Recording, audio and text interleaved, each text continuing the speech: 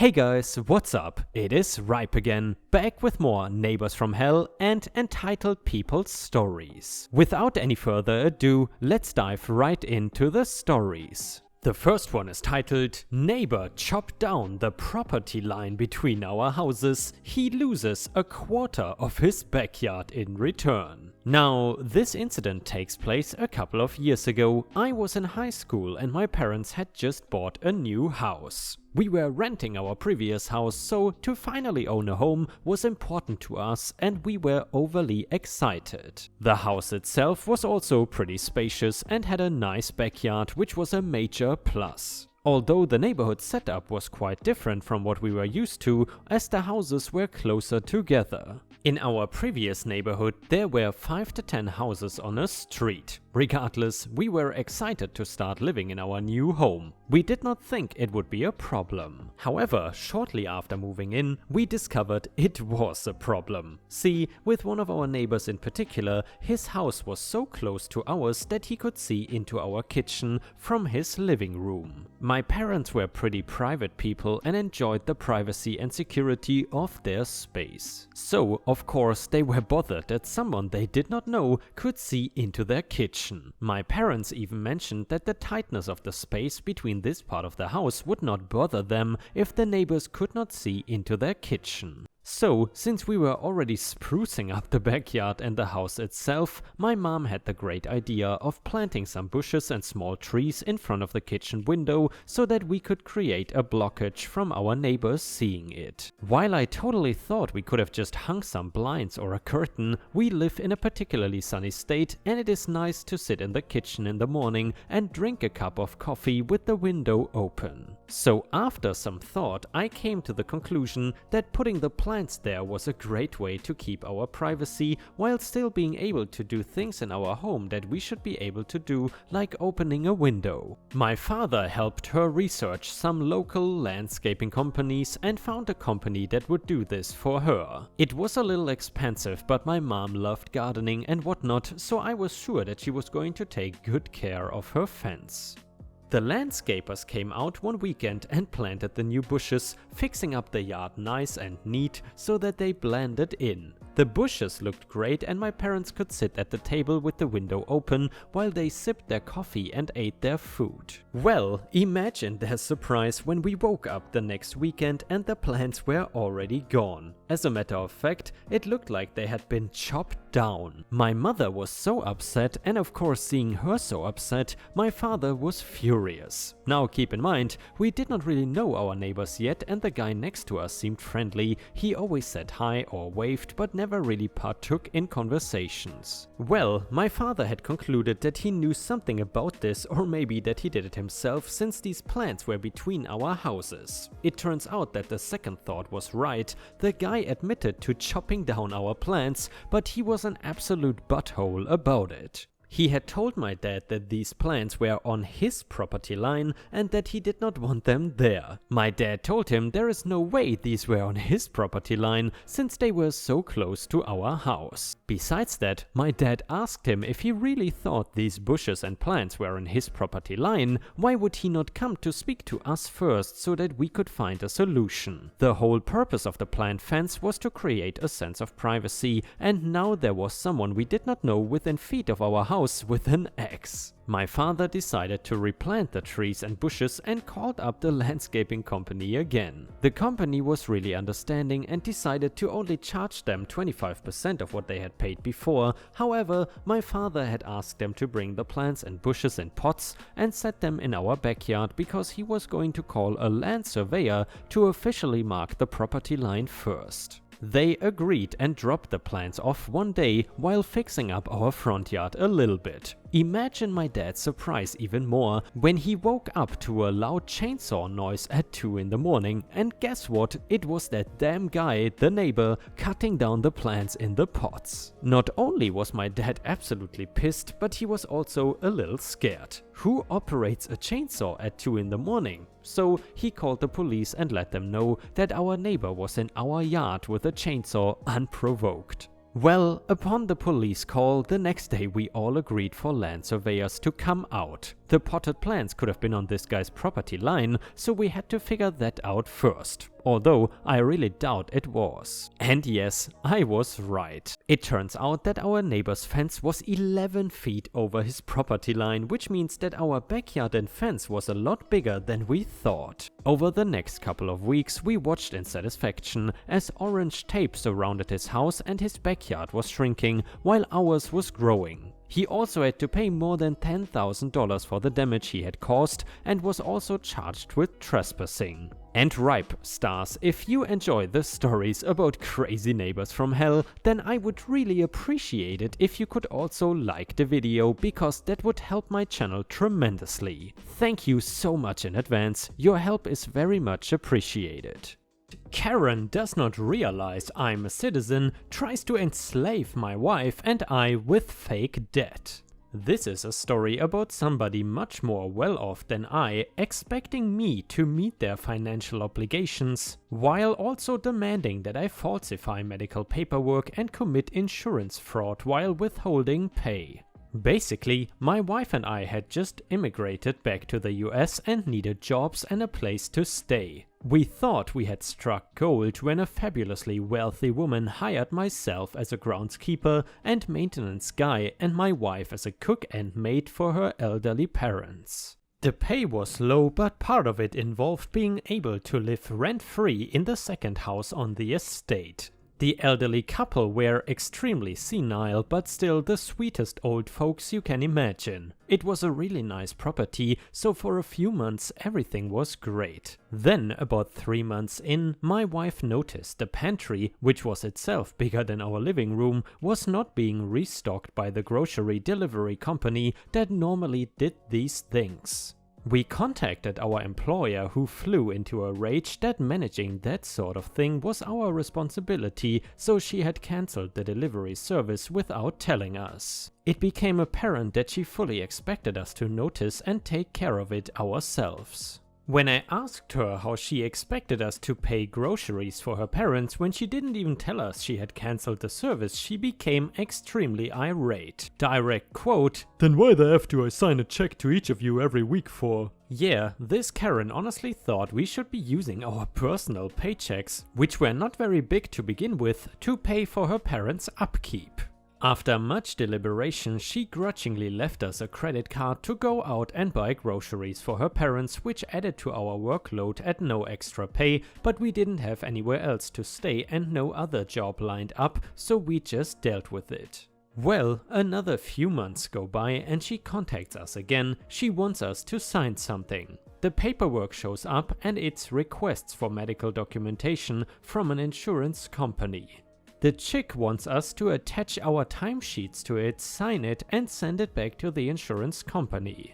Well, I read it and it becomes apparent that she has elder care insurance to pay for live-in nursing services and has told them that we are nurses so she can try to get them to pay our wages. I contact her and inform her that we have not provided medical care, are not licensed to, and will not fill out the paperwork. Cue the mother of all crap storms. Karen goes nuts, screaming into the phone about how much she has done for us and that we owe her, how she will report that we are neglecting her parents and then call immigration on us and have us deported. I don't think she ever realized that I'm a citizen and my wife immigrated legally. I tell her that what she is asking us to do is fraud and that I would rather get fired than arrested for a felony. I tell her she has 90 days to find a replacement for us and we will be moving out. Things devolve into her screaming about how much money she has and how she is besties with the cops and has a bunch of expensive lawyers to sue me with. I suggest she asks one of those lawyers how they feel about defending her for insurance fraud and then hang up. My wife and I continue our services for the old folks while looking for a new place because they were actually super nice and the situation was not their fault. They were also very senile, mistaking us for other people they knew, forgetting they had kids, etc., so they cannot be held accountable for their daughter's behavior as they lack any ability to intervene. Then, instead of a paycheck, I get a bill for the last 8 months of rent and a note that she isn't paying our wages until we pay her back for everything we owe her. plus interest. She had valued the rent of the second house provided in our contract at more than she paid us monthly, so we would never actually be able to pay it off. So yeah, this Karen actually tried to make us into indentured servants. So, without responding, I continue performing my duties, studiously keeping logs on our hours and retaining all the receipts for how much more we owed her. 90 days go by without a paycheck. We purchased groceries using the card she provided, which she added to our debt. We documented everything. About a week before the 90 days, we contact 2 government agencies. First, the State Department of Labor to report exploitation. Second, Adult Protective Services to inform them that an elderly couple that requires caretaking are going to no longer have caretakers and that their daughter has refused to provide it. Then we call her and inform her that she is going to be receiving some phone calls from these agencies shortly and should probably contact her attorney. There was about a 60-second dead silence on the phone and then hysterical laughter, and she hung up. Okay, not the response I expected, but screw it, one more week and we are gone.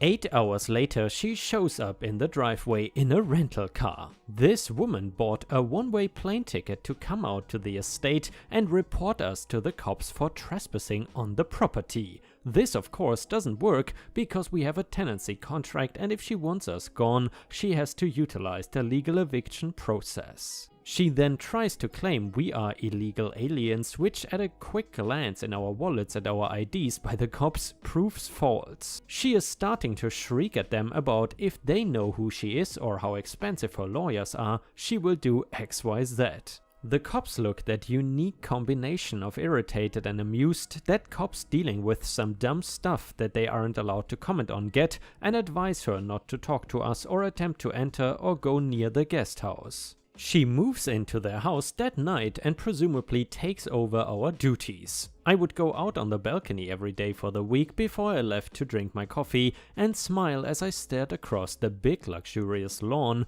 to see her standing in the picture window, arms crossed, glaring death at me. To make a long story short, the expensive lawyers she has convinced her to pay back our wages with additional interest for violating state labor laws by withholding them. Turns out trying to enforce actual slavery is still illegal after all. Who knew? And Ripe Stars, I gotta say that this is a very sad story because I know that this is not just a one-off case, but that this is actually fairly common in several countries, even though I'm not sure how widespread this issue is in the United States. I remember years ago I read the story of a woman who worked as a housemaid for a rich family in Saudi Arabia, and that story, or rather that book, still haunts me to this day. Absolutely terrifying. The next one is titled, Grumpy Neighbors Ruined My Birthday, My Dad Never Let Them Enjoy Their Backyard Ever Again.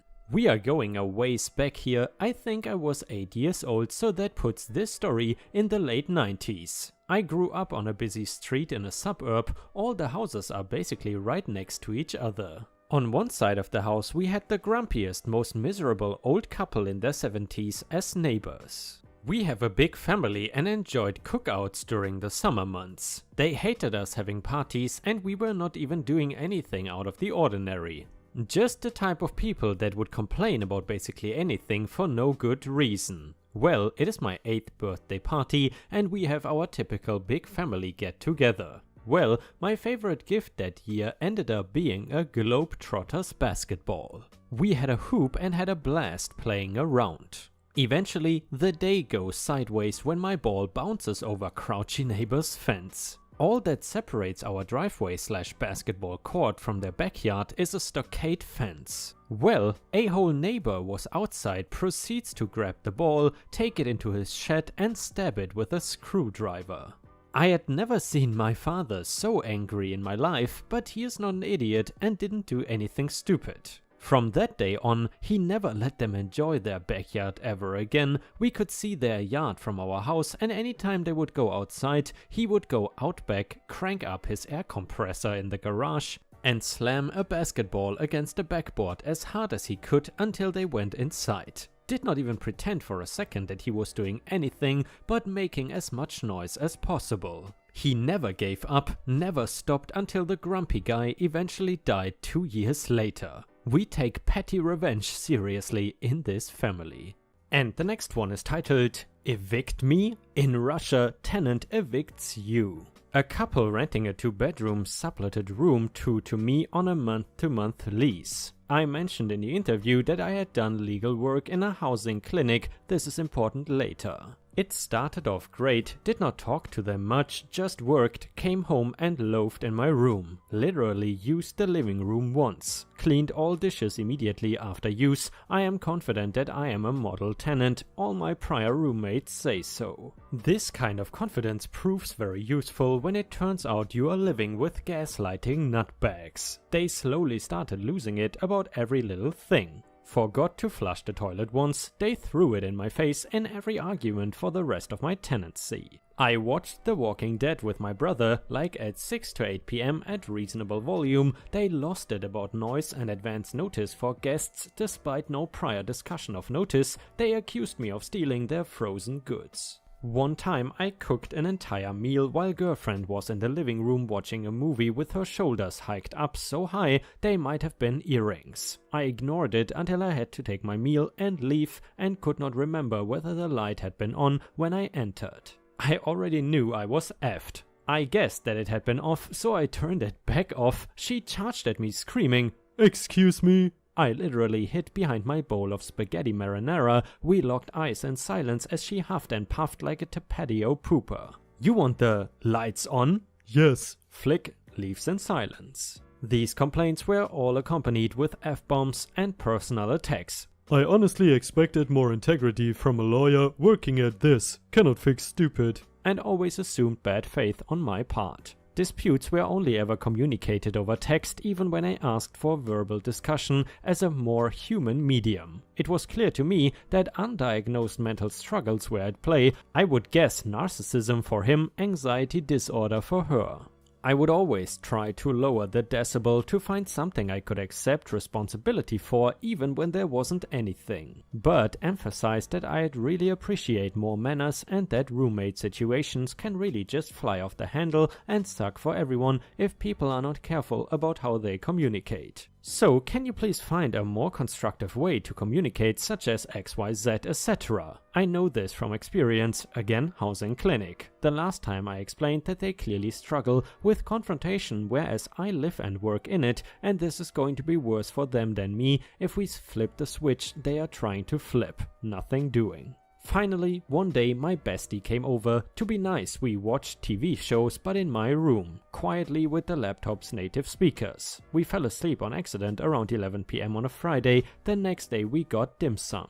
Dropped off leftovers on the counter, did not refrigerate it to avoid dehydrating it. Came back to a note saying, "This has been sitting out for 3 hours. I ignored it, grabbed the food and headed out to go camping. I got a slow of text saying that we made raucous noise the night before and dropping F-bombs. Property manager told me they had complained to her, but that she didn't care. It is a Friday. Finally, I put my foot down a little more firmly and said something like, "I never agreed to guest stuff. We made no noise and I don't take orders from you. I have civil discussions. Let me know if you are available for one of those." Came back to an eviction notice on my door. Waves of WTFs washed over me. These dumb Fs were so out of control that they waltzed ass backwards into my literal court. The switch flips, I start finding constant, humiliating and unfixable complaints to raise with them. The girlfriend had long hair, I found it in the microwave, I sent a picture to the group chat. Refrigerator sent to the group chat, toothbrush area group chat, I said that this is effing unsanitary and disgusting and a liability for landlords. And she needs to find a 1-bedroom somewhere if she cannot stop living like a pig. I honestly don't care and she has zero control over her hair, but well, welcome to getting harassed with unreasonable BS. In fact, they point this out and I walk all over it. They try to have someone over to look at my room. I wait until the visitor arrives to announce my right to 48 hours notice. They stop spending any time outside their room at all. I start spending lots of time in the common area, cooking stinky fish and using the living room. They cut off my internet, which did throw me until I realized I still had access to my old co-op's Xfinity Wireless. Manager at this point let slip that they've been going through subtenants like burner phones for the last 5 years. Finally, the last day of the eviction notice arrives. After several days of reminder texts from them, they come home to find a thoughtful letter explaining that our town passed a just cause eviction requirement 4 months ago. True, cannot write this crap, and they don't have one, so I am going nowhere. Moreover, the new law attaches treble damages and criminal liability for violations, also true, and I'm going to give them the big black diddly. Heard boyfriend laugh out loud through the wall at flute pitch. At this point they stopped texting me at all, as the reality sunk in that they had spent a month sending me buckets of jury PORN like complete morons. I got a VM from a mediator who told me 3 times in one call that they above all did not want me to sue them, deleted it, and then I kid you not, they literally moved out of the house, stopped living there. And throughout all this, I have effectively compartmentalized this whole area of my life, and I am happily overachieving at my job, having planned this all out at the beginning of the month. Eventually, my fellowship ended and I left out of my own volition. I got a full deposit too. I never did sue because who has time for that, but I was happy to let the specter of a suit haunt those anxious sadists for years. To quote Cartman, "Don't F me." And guys, if you have watched until here, please don't forget to post some star emojis in the comments and also like the video if you want to support me. Thank you so much in advance. And by the way, speaking about Cartman, are you watching any cartoons nowadays? My favorite cartoons nowadays are probably South Park, Family Guy, and still The Simpsons. What sort of cartoons are you watching? Let me know in the comments. And the next one is titled, "This is private property, sir." A few pieces of scenario you need to keep in mind. I'm a student and I rent a shared old house with other students. The house has no garden, but there's a long paved space around. All walled, none of us can leave it since there was a second lockdown, so we have to stay in this space for daily activities. Second thing to know is that I recently picked up daily exercise since I recovered from Big C. I'm not infected anymore, and I'm lucky that there's a space good enough beside our house with a nice curb I can use to some things I couldn't otherwise. The third thing is that this part of the paved space, even though close to the house, is the opposite way from the street door, which means that most people only go there either to park their cars, there are always some on the opposite side, or because they live in the garage next door who shares the space. The garage is not used for cars and I guess it is reconditioned as a tiny flat instead. All houses around me are owned by the same landlady who lives somewhere close. Incident, I was doing squats there and minding my business when this older neighbor, who I don't know because I moved in September, parks in front of the space. He starts moving towards me, so I greet him, which he doesn't reciprocate. Instead, he just states with the most proponent expression, "You know, this is private property." I still don't know if he is another tenant or the husband of the landlady, so I supposed he might be right that I had no legalistic right to stand in this space nobody used to exercise. So I just answered that I was sorry and didn't know before picking my phone and leaving. By this point he already left towards the garage. This was unusual because this is a friendly little town and I didn't even think the person that used that space could care or even less prevent young people from exercising just because he didn't like to see it while getting off the car. I am very sure nobody inside the garage could know I was there and much less be bothered. I was raised into helping out people, especially neighbors who you never know when you might need to help you, and to me this is frankly a dick move in normal times and even worse during a lockdown. Maybe it also struck me as especially sucky-ish because I am an anarchist and I absolutely cannot fathom why someone would do something like this to go out of his way just to be a dick and deprive people from using an empty space just because it is yours. Either because he also rents it or he is married to the lady who owns 10th of houses she just uses to get 80% of people's paychecks just for having inherited a paper. But rant finished, this is not the time to make revolutions. He had his chance to be a nice neighbor and well, he blew it. Next week I see him again and he is changing a tire that he obviously blew by clashing with the curb. I start exercising in the only available spot besides my door. Worst spot, but never mind. I see him struggle for a good 25 minutes with no avail before asking me if I could lend a hand. Now, I know how to do it and I could absolutely help him, even if I am probably not physically stronger. He is in his 40s. I would absolutely help any other neighbor or passerby, but for this guy I prefer to stand before his section of the pavement and tell him that I am sorry, I cannot get there as that is private property. The guy then just packed up his stuff and went inside, called to a crane, and I finished my exercise. And ripe stars, with this we have reached the end of the video. However, if you still cannot get enough of my content, then I would highly suggest to check out my endless binge watch playlist, which will soon show up in the left corner of the screen. In addition, I would really appreciate it if you could not only subscribe to the channel, but also turn on the bell notifications, which you can do by clicking on the little bell icon right next to the subscribe button. This will help my channel tremendously, and this will make sure that you don't miss any of my videos. Furthermore, if you want to see additional ripe content that I don't post on YouTube, then I would suggest to head on over to patreon.com/ripeyoutube for more than 50 exclusive videos that you will not see anywhere else. Thank you so much for your amazing daily support, and I hope to see you again tomorrow.